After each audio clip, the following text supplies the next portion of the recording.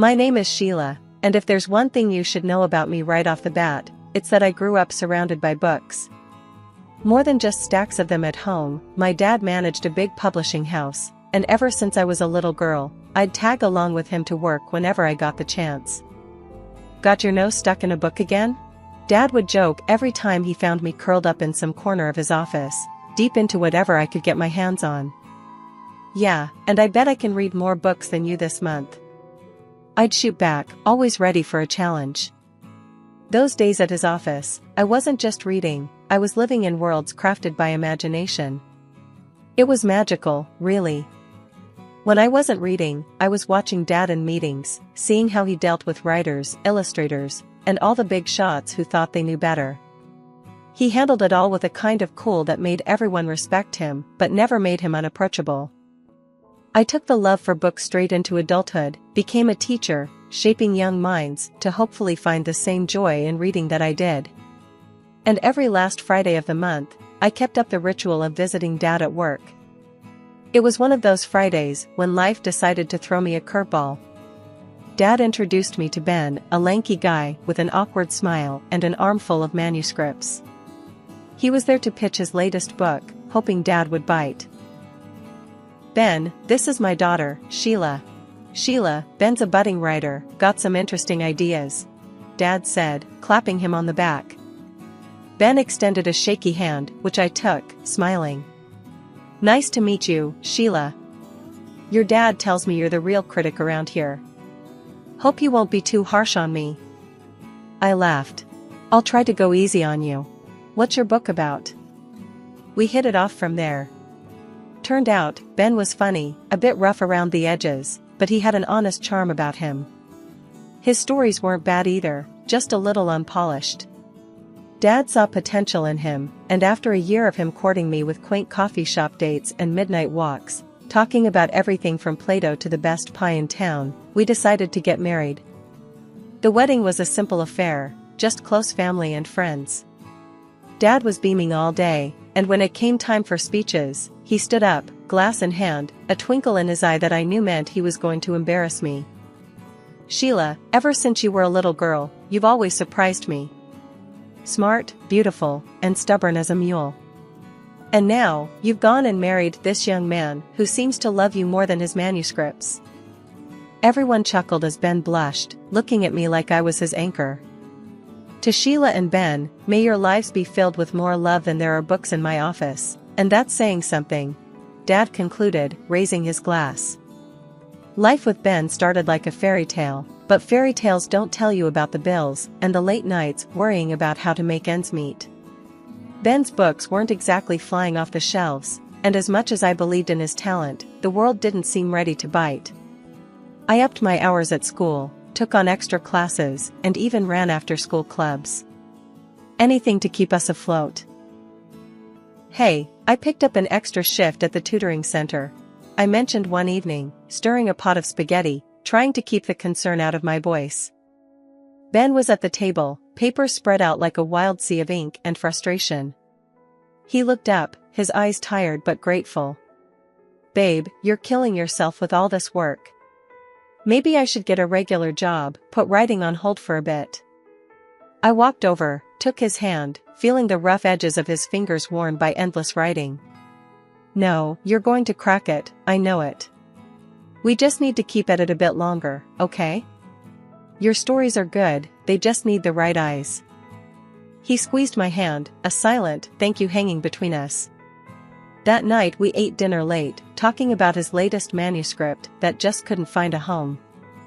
One day, Dad dropped by, something that wasn't unusual, but the look on his face was. He had that "I've got an idea" expression that usually meant things were about to get interesting. Ben, have you ever thought about writing for kids?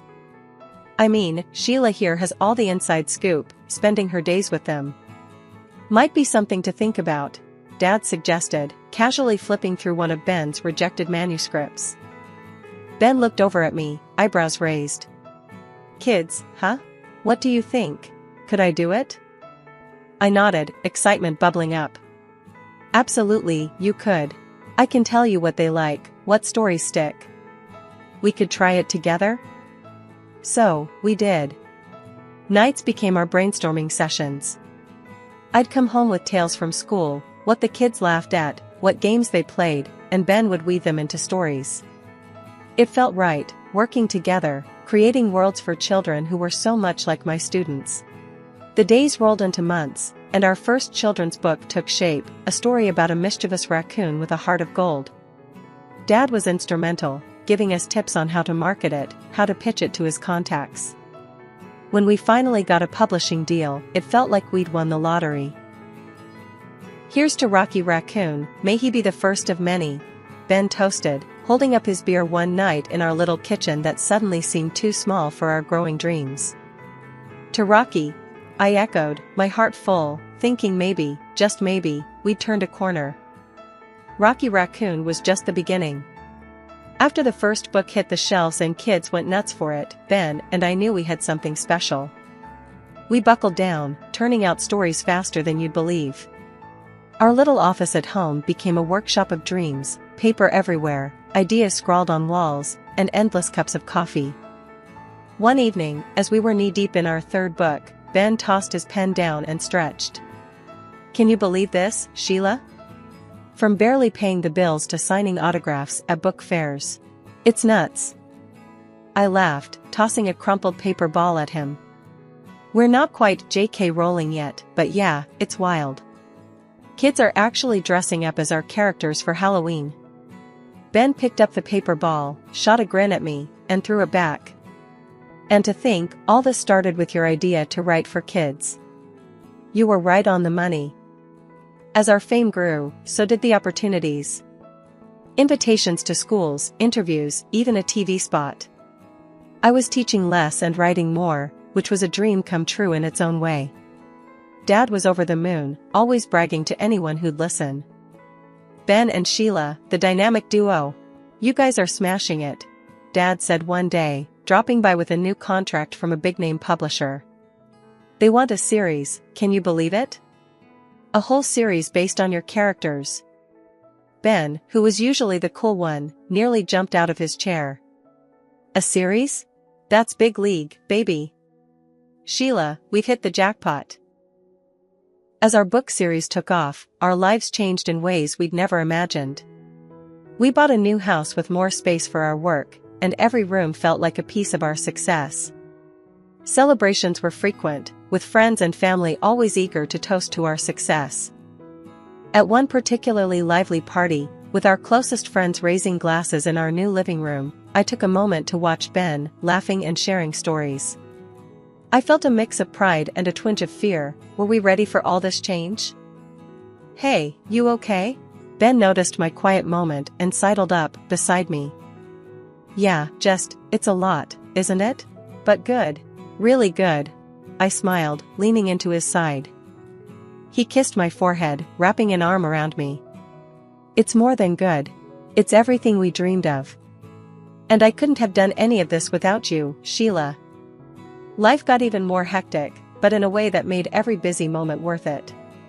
Soon enough, I was cradling our newborn son, deciding to step away from teaching to focus on our family. With Ben's writing now more than enough to support us comfortably, I threw myself into being a mom and a collaborator on each new book.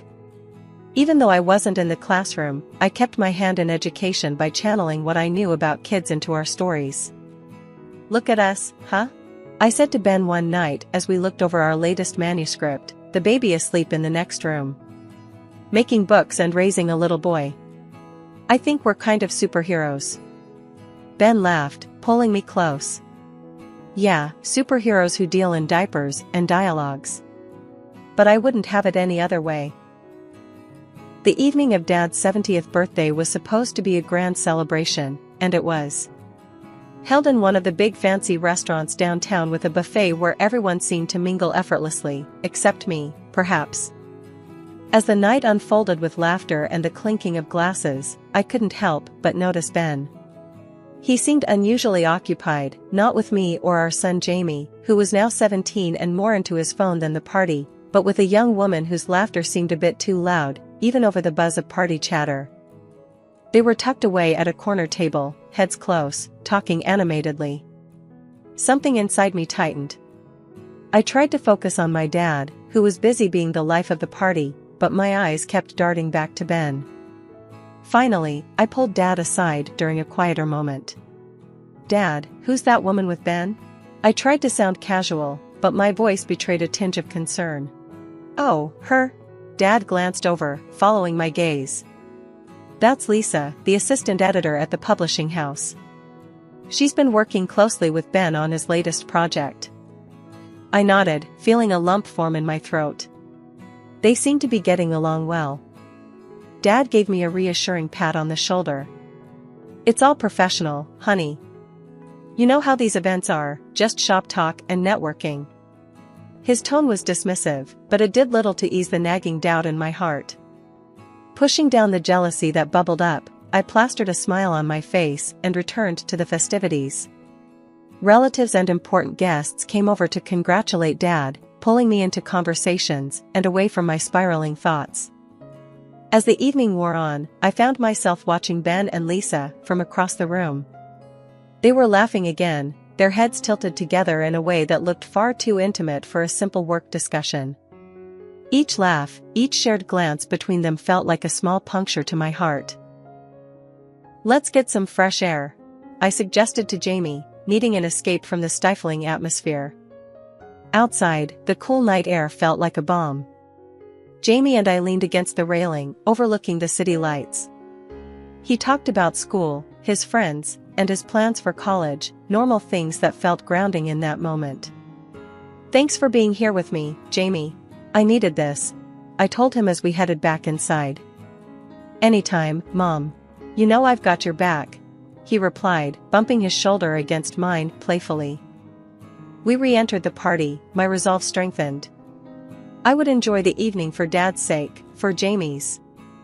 As for Ben and whatever was happening there, I would deal with it later, when the music stopped and the guests went home. After returning from some fresh air with Jamie, I couldn't shake off the uneasy feeling that had settled over me. As much as I tried to focus on the celebration, my eyes inevitably wandered to where Ben was still chatting animatedly with Lisa.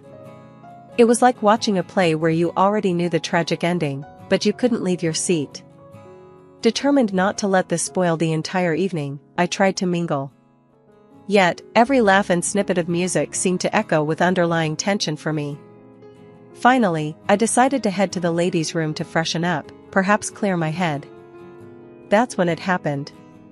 As I walked down the quiet hallway towards the restrooms, the muffled sound of voices stopped me dead in my tracks. The door to one of the private dining rooms was ajar, and through the crack, I saw Ben and Lisa. They weren't just talking, they were in an embrace, kissing like two teenagers hidden away from prying eyes. My heart hammered against my chest so hard I thought it might burst. Anger, shock, and a profound sense of betrayal swirled inside me.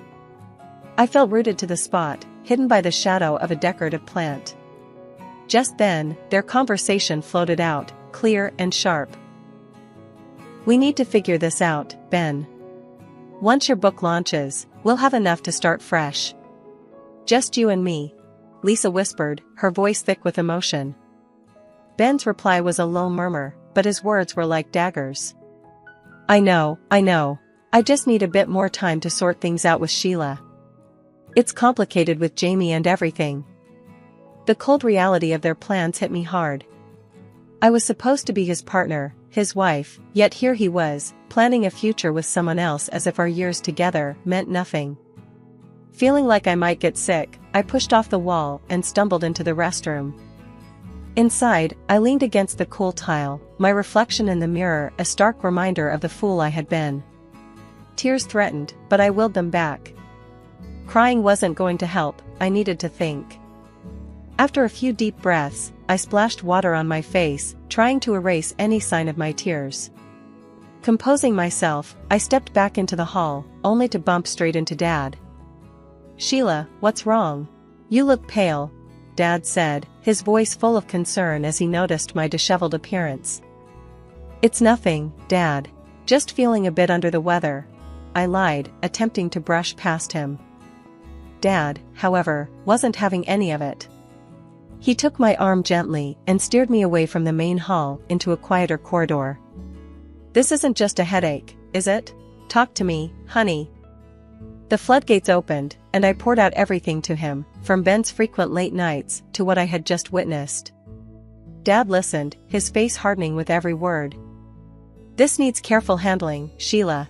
We'll sort it out, don't you worry," he assured me, his tone firm yet soothing. "Let's meet at the detective's office tomorrow. We'll get to the bottom of this." Nodding, feeling a mix of relief and dread, I agreed. The rest of the evening was a blur.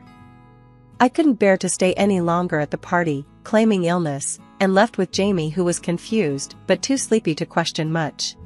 Ben didn't come home that night, claiming later that he was caught up at work.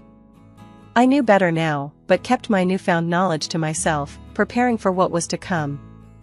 The next steps needed to be planned with care, and I was grateful to have Dad by my side, ready to face whatever lay ahead. The next morning felt like one of those days when you wake up wishing the world would give you a redo. With a heavy heart and a mind racing with thoughts of betrayal, I drove to the detective's office where Dad had agreed to meet me. He was already there when I arrived, his face a mask of concern and determination. The detective, a middle-aged man named Ron, ushered us into his office. His room was lined with shelves filled with files and 2 chairs opposite his cluttered desk. It looked like a place where secrets came to light, and I braced myself for what was next. "So, Mr. Morris told me a bit on the phone. You want to look into your husband's activities, correct?" Ron's tone was professional, but there was a hint of sympathy in his eyes. "Yes. I need to know if what I saw is just the tip of the iceberg," I said, my voice faltering a bit towards the end. Ron nodded, pulling out a notepad. "I'll need some details from you. Times, places, any particular people involved besides the woman you mentioned." As I recounted everything, from Ben's late nights to the incident at the party, Ron took notes, his expression unreadable. After I finished, he leaned back in his chair, tapping the pen against his notepad. "We'll start with surveillance, check his known hangouts, and track his movements. If he's meeting this woman, we'll find out when and where. Do you want photos or just a report?" "Photos," Dad cut in before I could answer. "We need everything documented, just in case." "Understood," Ron replied. He then looked at me. "It might take a few weeks to gather everything. These things, they take time and patience." 3 agonizing weeks later, we were back in Ron's office, sitting across from him as he laid out what he had found. The folder he opened seemed to spill out my worst fears. Photos, detailed reports, bank statements, and more painted a picture I couldn't deny. "Mrs. Morris, I'm sorry, but it's as you suspected," Ron began. "Your husband has been seeing the assistant editor for over 2 years. Since shortly after she was hired by your father." My heart sank as he continued. "He's transferred large sums to her accounts. Bought her an apartment and a car. They spend most of their free time together. And from what I've gathered, they've discussed marriage, planning it for after your son turns 18, to avoid any complications with alimony." Dad's face was stone. He reached over and squeezed my hand, his grip tight with shared outrage. This is unbelievable. After everything I've done for him, this is how he repays our family?" Dad's voice was low, each word heavy with betrayal. I sat, frozen, as the reality settled in. The man I had loved and trusted had planned his future on the ruins of our past. "What do we do now, Dad?" My voice was barely a whisper, drowned out by the roaring in my ears. "We'll figure this out, Sheila. We'll make sure he regrets this," Dad said firmly, his jaw set. Dad had invited Ben, me, and Lisa, the assistant editor, to our family home under the guise of discussing a new book. Once we were all seated in the living room, which had always been a place of warmth and laughter, Dad started the meeting in a tone that was unnervingly calm. "Thank you all for coming. Today, I thought we'd discuss a potential new plot. Something real, something revealing." Ben looked uneasy, glancing at Lisa, who was visibly nervous. I sat silently, watching as Dad opened a folder thick with photos and documents, the evidence collected by the detective. He slowly pulled out one photo after another, laying them on the coffee table for all to see. Imagine a book where the main character, a successful writer, betrays everyone who loves him. Dad began, his voice steady but cold. Ben's face drained of color as each photo and document showcased his affair, his financial betrayals. Dad didn't stop there. He recounted how Ben got his start with his help, how I had supported him through thick and thin, writing the early books that made him famous, providing ideas and editing drafts. You see, I've invested a lot in you, Ben. And this, he waved at the photos, is how you've repaid us. Lisa began to cry softly, her hands trembling. I didn't think it would go this far, she murmured. I'm so sorry. I'm pregnant. Dad's eyes then turned to her. And you, young lady, think about the decisions you make and who they hurt. The room was thick with tension, a stark contrast to the decorous surroundings. Then, Dad leaned forward, his hands clasped together. I could make a few calls right now, to some very influential friends in the publishing world. What do you think would happen to your career then, Ben?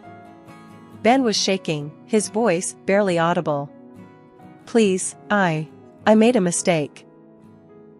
That's not enough, Ben, I said, my voice firmer than I felt. I slid the divorce papers across the table. Sign these. They state that all assets stay with me, as do the rights to our books. Lisa gasped, clutching her stomach. Please, don't leave me with nothing. I looked at her, my heart hardening against the betrayal, but softening at her plight. I'll leave you the apartment Ben bought you. That's more than generous, all things considered. She nodded quickly, wiping her tears, and signed the papers. Ben tried to argue, his eyes darting from the documents to Dad's stern face. This isn't fair. I deserve. Dad picked up his phone, holding it menacingly. Do I need to make those calls, Ben? Defeated, Ben signed the papers, his hands trembling as he realized the full extent of his losses. Once the door closed behind them, the silence was almost deafening. Dad turned to me, his expression softening. Sheila, let's focus on a fresh start now. You and Jamie need something better, something new. Maybe think about moving closer to us, getting a new place where you can make new memories. I nodded, feeling the weight of the day settling on my shoulders. I'll think about it, Dad. Thanks, I managed to say, the prospect of moving forward both daunting and necessary. When I got home, Jamie was waiting, his face anxious as he looked up from his homework. Mom, are you okay? How did it go? Sitting down beside him, I took a deep breath. It's over, Jamie. Your dad and we're done. He made some choices, and I made some too. We're going to start over, just you and me. Jamie reached out, taking my hand, his support immediate and firm. I'm with you, Mom. It's been rough, but I know you did the right thing. Let's just move on, together.